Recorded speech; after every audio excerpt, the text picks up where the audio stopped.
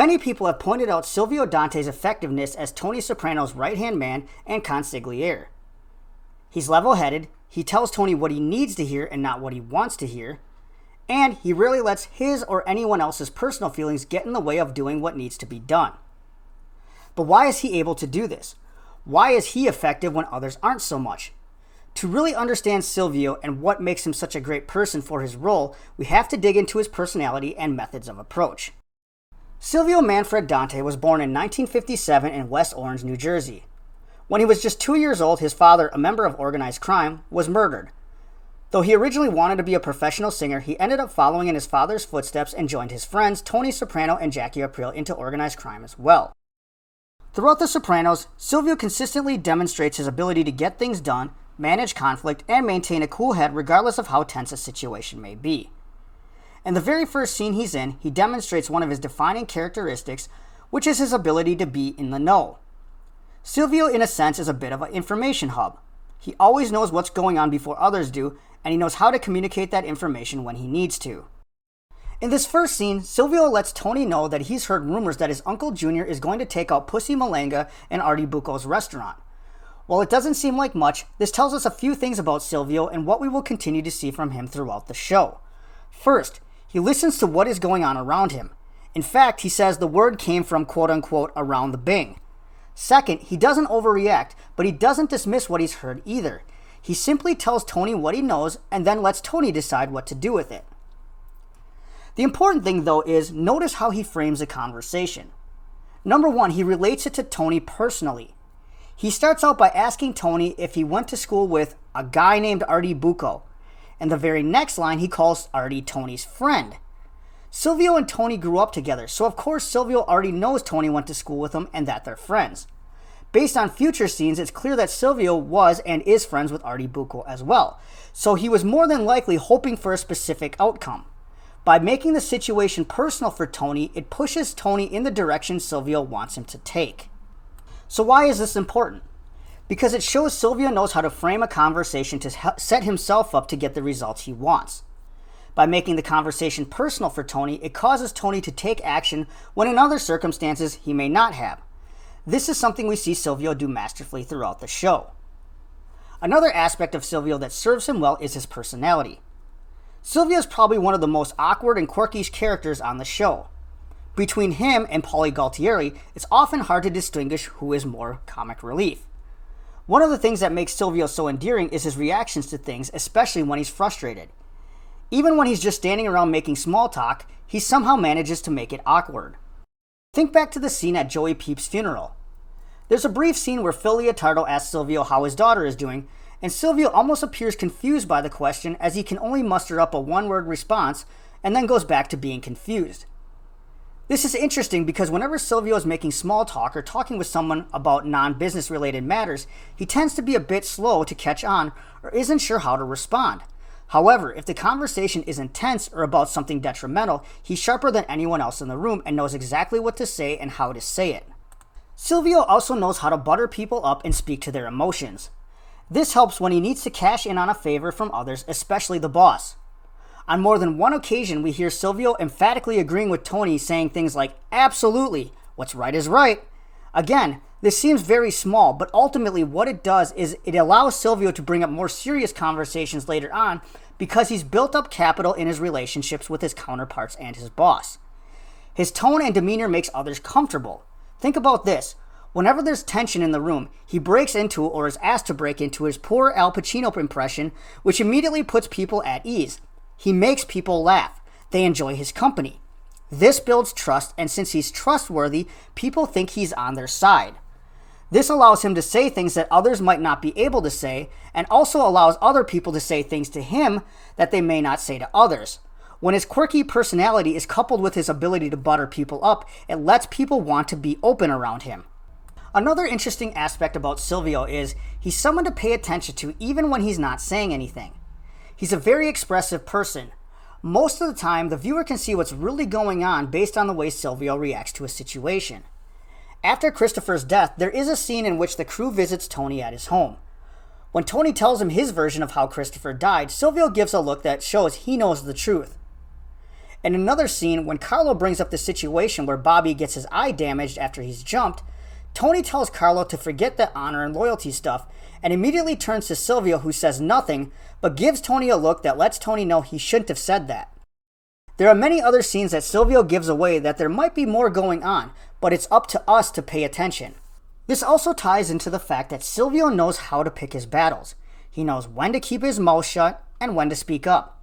There are many scenes in which Tony or others are venting to him about something, and he either continues to do what he was doing, such as reading a book or fixing something, and he doesn't take the bait. He simply replies with things like, "So there you go. I agree, not your problem. I ain't saying nothing." This is another way that allows his word to carry more weight when the stakes are high. He's not going to allow himself to get caught up in gossip or rumors. In the scene when Gigi and Tony were speculating about Patsy, Silvio again stays out of the conversation, not getting involved in the hypothetical. Only when Tony directly asks for his opinion does he slightly chime in, but still only offers very little input. Only in a few circumstances does Silvio become personally offended or respond to a situation without thinking things through. In Season 1, he rightfully becomes enraged that the soccer coach raped his daughter's teammate, but in Season 3, he responds erratically to the Columbus Day Parade protest. Ironically, Silvio's actions during the Columbus Day Parade protest gives us a glimpse into how Silvio would be if he were to ever become boss. As it's well known for the most part, Silvio is even-keeled and makes good decisions, but in this situation, he had become emotionally driven, and as someone who wasn't used to guiding the overall vision, it turns into a disaster. When Silvio first hears about the protest, he is visibly agitated and says he's going to take action on this. Now, as I mentioned in my dominance hierarchy video, people like Silvio are great at executing a vision within a greater vision. They are able to take action and get results because there is an overarching purpose they're working with. In the situation with the Native American protest, there was no overall vision or even any real idea of what they wanted to achieve. All that Silvio could muster up was driving to the protest with a few guys, including Artie and little Paulie, who weren't even made guys, and getting into a verbal altercation which led to some of his guys getting hurt. In other words, it was a disaster. Later, as acting boss, it's clear that Silvio again is out of his element when he doesn't have a structure to work within. When it's up to him to provide vision and structure, he just doesn't have that as a strong suit. When Silvio admits to Gabriella that the idea was floated around that he become boss, his first instinct was that it wasn't for him. Deep down, Silvio was self-aware enough to know what type of role he would be better in. Ironically, when Johnny Sack became boss and was causing problems, Silvio pointed out that some people are better at being number twos. This ultimately sums up Silvio as much as it did Johnny Sack. Silvio just didn't have the social dominance, the visionary ability, or decisiveness that someone in the head seat needs to have. In addition, strong visionary leaders who succeed at the top often have an X factor that Silvio lacked as well. This X factor grants them the ability to dominate and maintain power while forcing other people to get in line. When Silvio becomes acting boss, others simply try to take advantage of him because he's unable to put his foot down like he needs to. We saw this with Paulie and Vito both waiting until the last minute to pay Carmelo, even though both were ordered to kick up $100,000 apiece by week's end. We also saw it with Bobby and Vito constantly hounding him, which ends up wearing Silvio down. It's hard to imagine any of them trying to pull these stunts off with Tony as boss. In other words, Silvio just doesn't command that type of respect. So now that we've looked at the different aspects of Silvio Dante's personality and why he is the person he is, we can take a look at the different ways he uses his abilities so effectively. First and foremost is his communication. Silvio offers a sort of masterclass in how to communicate depending on the situation and who is in the conversation. One of the reasons he is so effective in getting his point across is he is willing to have the conversation that others are not. As I said before, Silvio has a lot of social capital built up with the people around him, which allows him to touch on subjects that would normally be off limits for others. He's also great at picking up on subtle changes in other people's body language and tone, which allows him to pick up on things that others might miss. During Season 3, after Tony and Ralph's physical confrontation, there's a scene in which Tony and Silvio are eating dinner and discussing what happened. In this scene, Silvio demonstrates his ability to both side with Tony yet still uphold the code and advise as necessary without making the situation worse by pushing Tony's buttons. He uses a sort of version of what is known as a sandwich technique when giving feedback, which is something we see him do later on as well when advising others. He starts out by agreeing with Tony and again sort of butters him up. He starts off by scoffing at Ralph, saying he couldn't believe what Ralph did. He also doesn't immediately go in on Tony for violating a mob rule. He waits until Tony gives him an opening. At that point, he counsels Tony, saying Ralph does have a legitimate beef with him and Tony does need to do something to make it right. Silvio uses the same technique when he confronts Tony about his cousin Tony Blundetto. In that scene, he waits until the right time to talk to the boss. What makes this a good case study on having a crucial conversation is the way he frames it. He lets Tony know he needs to have a tough conversation with him right from the start. Though this sets the tone, Boss Tony clearly isn't interested in what Silvio is going to say. However, Silvio maintains frame. He doesn't shut down or deflect, he continues the conversation but changes his tactics. When buttering up Tony doesn't work like usual, he speaks more directly and again lets Boss Tony know that the conversation is going to get difficult when he says, "Here's where the conversation gets difficult." Silvio begins laying out what is really going on because, again, he's a guy that's always in the know. Remember, Silvio knows how to filter through the BS and he knows how to see beyond the smoke and mirrors. When we see Boss Tony again, he has this look on his face that he knows Silvio is right, but his ego won't let him accept it. This is when Silvio lets Boss Tony know that his attitude and problem with authority are part of what makes him a great leader, but is also a detriment. At this point, Boss Tony displays his prideful nature, the exact flaw Silvio just told him was a problem, and informs Silvio that he has no idea what it's like being boss, and if people don't want to get on board with it, they'll have to deal with him later. At this point, Silvio disengages from the conversation and leaves. As always, he simply delivered the information he felt he needed to, and then left it up to the other person to decide what to do with it. At one point in Season 2, Silvio meets with Irina after she and Tony broke up, and Silvio not only offers her the money Tony gives her, but he also advises her on how to move on. Now, Silvio doesn't have to do this, but it seems like he really wants to see Irina move on for the better. This is a prominent characteristic of people who are great in support roles. He understands her emotions, what she is likely thinking, and what is really going on with her, which is why when she says, "I don't want the money," he says, "Yes, you do," and then offers her advice on how to move on with her life. Now, juxtapose Silvio's approach with Irina to how Patsy handled the breakup with Gloria, and you can see the difference in the two characters managing the situations. On another occasion, Silvio talks to Paulie about his recent behavior and tries to counsel him on how to make it better. Like usual, he frames the conversation at the beginning and tells Paulie, "We've been friends for a long time, so I'm going to go off the record here." Just like with Tony, he waits for Paulie to snap and reveal his emotions, which allows Silvio an opening into what he really wants to talk about. When Paulie says, "Who, Tony? What the fuck is that supposed to mean?" it gives Silvio the opportunity he was waiting for, and he says, "Right there, it's your attitude lately." And just like he did with Tony, he lets Paulie know what's really going on.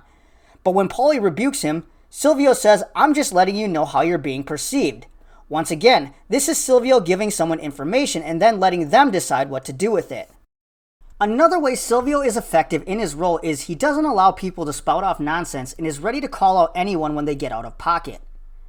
In Season 5, Christopher decides to vent to Silvio about Tony not giving up his cousin Tony Blundetto. Instead of taking the bait, Silvio calls out Christopher for complaining, reminding him that Tony had risked a lot for Christopher in the past, so Christopher should keep his mouth shut. In another scene, he and Paulie talk to Ralph about the situation with Jackie Jr. When Ralph acts like he doesn't know where Jackie is, Silvio laughs at him and basically calls Ralph on his BS by stating exactly what Jackie did wrong and exactly where he was. This lets Ralph know he's onto his BS, which is why Ralph changed the topic and arranged an escape from the conversation by having Vito call him. Another thing that separates Silvio from other characters is the fact that he openly takes responsibility for things. This ultimately allows him to surpass his former equal Paulie Gualtieri. While Paulie looked for any reason to not be held accountable, there are multiple times when Silvio openly admits when he did something wrong. He also uses these opportunities to build rapport with Tony. Think back to the demonstration at the Columbus Day protest. After it turns into chaos, Tony confronts the group, including Silvio, about what happened. Silvio openly admits it was his idea, which leads to Tony dismissing the rest of the group. In the conversation that followed, Silvio says he was out of line, but again, since he has social capital that others don't built up with Tony, he is allowed to explain himself. Not only that, he is able to get Tony to buy into his idea by admitting to Tony that he needs his guidance on what to do. Notice in this scene, he doesn't tell Tony to do anything specifically, he simply defers to Tony's leadership. Are you noticing a pattern yet? Silvio butters up Tony when he defers to his leadership and then gives him information while making it personal by mentioning their friend Joe Colombo. He then waits for Tony to decide what to do with that information. So what can we learn from a mob consigliere like Silvio Dante? In leadership development, there is a concept known as the trust bank. Whenever you meet someone, there is a trust bank between the two of you. At the beginning, the bank is empty because there is no trust between you. As you get to know the person and you start to build a good relationship and rapport, deposits are made into the bank. If you do something nice for each other, a deposit is made. If you support someone during a tough time, another deposit is made. The more deposits are made, the stronger your relationship is. As time goes on, though, you may have to make a withdrawal from the bank. This could be in the form of calling out the other person if they do something you don't like, or maybe they've been unreliable recently. The more full your bank is, a negative interaction means a smaller withdrawal because there's more trust built up between the two of you. However, earlier in the relationship, even a tiny negative interaction could result in a bankrupt relationship. It's clear by the way Silvio interacts with others that he has taken the time to build up a full bank with his comrades. This is also obvious due to the way Tony responds to him when he and Tony are at odds. Tony is much more forgiving and even tends to look the other way at times when he wouldn't do that for anyone else, even Paulie, who he's also known for a long time as well. Think back to the scene in which Silvio and Tony are discussing the floor tiles getting ripped off. In the scene, it's pretty obvious that Tony knows that Silvio is irritated by Christopher's promotion, and Silvio's excuse of the timeline getting screwed up isn't convincing either. Silvio asks him flat out if it's a hanging offense, meaning a death sentence, and Tony asks him if he deliberately disobeyed him, to which Silvio says, of course not. But because he and Silvio have such a strong relationship, he may have just decided that if this is the worst thing Silvio was going to do, it wouldn't be worth bigger consequences. Now think of how Tony reacted to Patsy being at the Columbus Day protest. Patsy wasn't even the ringleader and was just there, and he got a smack on the head. Silvio openly admits it was his idea, and Tony eventually offers to help him with the problem. This is what building a trust bank with people can do. It takes a long time to build up that type of relationship with people, but so many people today want a relationship with others that pay off right away, and it simply doesn't work like that. Think about why some people at work seem to get off lightly on certain things while others don't. Think about why the boss goes to bat for some people and not others. While it may not always be the case, there is a good chance the two have a high bank of trust that others don't. It's also why some people are able to ask for things from supervisors and get what they want when others don't. When you know where you stand with others and how much is in the bank, you can get an accurate gauge of how much a certain action will cost in terms of deposits and withdrawals. If you can use it correctly, you can approach the situation without worrying about bankrupting the relationship and causing permanent damage. Have you ever had a conversation at work or in your personal life with someone and it went way off the rails either because it became so intense or because one of you deflected and got over emotional? It could be that there was no frame to the conversation, and even if there was, no one maintained frame during it. Whether Silvio is talking to Tony or anyone else, he really doesn't allow himself to get distracted when the other person gets emotional or tries to deflect. When you're in a support role, it's up to you to keep the conversation focused on the topic, or else more problems will just be added to the situation. This also allows you to sift through people's BS and gives you the ability to be consistent in your messaging regardless of who you are speaking to. This is why Silvio was able to call guys like Paulie, Ralphie, and Christopher on the carpet just as easily as he was Tony. He had consistency and focus, and he didn't give anyone a pass regardless of the circumstances. Speaking of which, by staying focused and not getting distracted in conversations, Silvio avoids making himself the focus of the problem. People like Paulie or Christopher often struggle because they make the conversation about them, and as a result, this turns the focus onto them rather than the actual problem. As a leader, it's important for you to keep the focus off of yourself. Keep the target on the actual problem. When people focus on you, you become the problem, and they take their frustrations out on you instead of trying to actually solve the problem. This makes it virtually impossible to influence or control the conversation. Ultimately, this means more than likely you aren't going to get the outcome you want.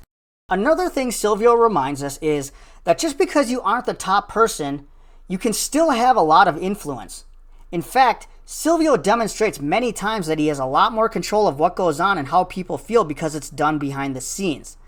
This is what makes a person like Silvio especially dangerous and why you need to keep them close and do whatever you can to keep them on good terms. Remember, Silvio was able to connect with just about everyone and had strong influence with others in the family. When Christopher got promoted, it caused Silvio to question Tony, leading him to convince Patsy to steal the floor tiles. So let's think about this situation. Tony explicitly orders no one to steal from the job site, yet Silvio is able to convince Patsy to do it. Why? Because again, Silvio is trustworthy. When Patsy comes in, Silvio is fixing a trophy and hands Patsy a bottle of glue as he sits down. In a way, it appears as though Silvio had already planned out what he wanted to do and was just waiting for the right time to talk to Patsy. There is an awkward pause as if both of them know what's going on until Silvio breaks the silence with, "What do you want?" Patsy explains there's a shipment of tiles coming in, but they're supposed to be untouchable per Tony's orders. Silvio tells him to go ahead and lets Patsy know he'll take care of the problem if Tony finds out. The fact that Silvio could get Patsy to go directly against Tony's orders shows the magnitude of influence he had. If you are a supervisor and have a Silvio type working for you, don't just pay attention to what they say, pay attention to what they don't say. It's very important that you learn to pick up on subtle cues and body language from people that you rely on for support. Remember, Silvio was extremely attuned to Tony's emotions and behavior and could pick up on different signals. This allowed him to approach conversations differently, which made him more effective when he needed to have more serious conversations. People that are information hubs like Silvio can help you nip issues in the bud way before they become a bigger problem. They are going to hear and see things before you because people are more willing to talk freely around them. Pay close attention to when they bring you an issue. Chances are, by the time they're bringing the issue to you, they've heard about it for a time and from multiple people, and it's now gotten to the point that requires you to address it. Don't dismiss it as them just complaining or trying to cause an issue. Remember, Silvio was well liked by most everyone. People were comfortable talking to him. Think back to the scene with Albert, Patsy, and Silvio at dinner. In this scene, we see Albert and Patsy both look to Silvio for approval to discuss what was on their minds regarding Tony's behavior. Though Silvio excuses himself as he doesn't want to be part of the conversation, they respected him enough to bring up the conversation around him in the first place. Also, even though Silvio called out Christopher for complaining about Tony showing favoritism to Tony B, Silvio still knew it bore mentioning to Tony. As the person in charge, you simply may not have the capital that others have when it comes to being in the know. That's why you need someone who is willing to be your eyes and ears and also tell you when things are off. However, it's your responsibility to decide what to do with that information when you get it. In addition to this, pay attention to the way they react when they receive information or hear about something. Remember the dinner when Johnny Sack informed Tony that he knew about Tony's HUD scam? Silvio immediately looked suspect and later reminded Tony about that incident after Johnny and Ralph had an altercation at Karen Baccalari's funeral. People like this are keen on picking up body language and social cues. Their reactions may give away a bigger story than what's being seen at face value. Consider this. If someone who is known for always knowing what's going on behind the scenes and is connected to a lot of people and they're offering you advice, there's a good chance you should probably listen to what they have to say. Pride is not your friend in this situation. You never want to get to the point where someone like this decides that telling you something is not worth the trouble anymore. If that happens, you're going to be left out in the cold with no support, and that's the worst place for anyone in charge to be. Remember, just like they need to stay focused on the conversation, you need to stay focused on the actual message and not how the message makes you feel. On the other hand, if you find yourself in a supporting role, it's vitally important for you to understand your limits and abilities. First, you should always take an inventory of the amount of trust that is built up in your shared trust bank with people before you approach them about a serious conversation. If you approach the conversation in the wrong way, you may bankrupt the relationship and you'll never get the desired outcome you want, and the relationship will be beyond repair. This is why you need to do whatever you can to prove your reliability and allow people to let their guard down around you. You have to become trustworthy before people trust you, which means you most likely will be in a trust debt before you can see any gains made. Now, this doesn't mean you should allow people to take advantage of you, but you have to understand that you will need to be the one to make the first move by being personable, friendly, accountable, etc. It's also important to remember that not everyone, in fact, most people aren't capable or qualified to step into the top role and be effective, much less successful. When Silvio steps into the boss role, it's nothing short of a train wreck. Really think about how your strengths and weaknesses will play out in such a role. Remember, some people are better at being number twos. Next, when you're giving advice to people, especially if you're needing to make a withdrawal from the trust bank, consider how to approach the conversation. Remember, Silvio always listened first, found a way to frame the conversation, and then provided the message he really intended to deliver, and then smoothed it over with something less serious. In leadership development, this is a technique known as sandwich feedback. Basically, you start the conversation on a positive note, provide the feedback, and then circle back to what is going well.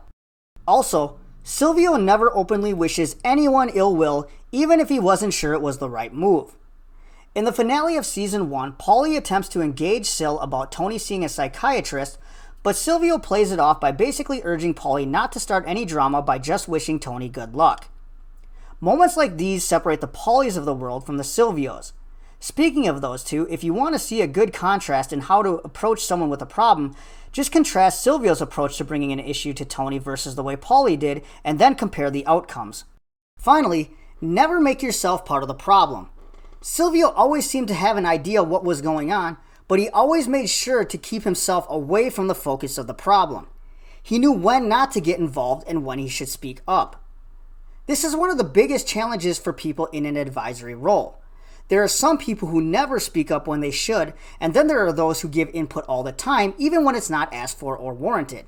Voices like that eventually just become background noise to whoever they're talking to. In the end, Silvio offers a great look at what type of influence you can have, even if you aren't cut out to be the top person. His effectiveness boils down to mastering a lot of soft skills that anyone can learn. Focusing on trust, relationship building, and increasing knowledge can help position you for success where you can just carve out a little piece for yourself and enjoy life.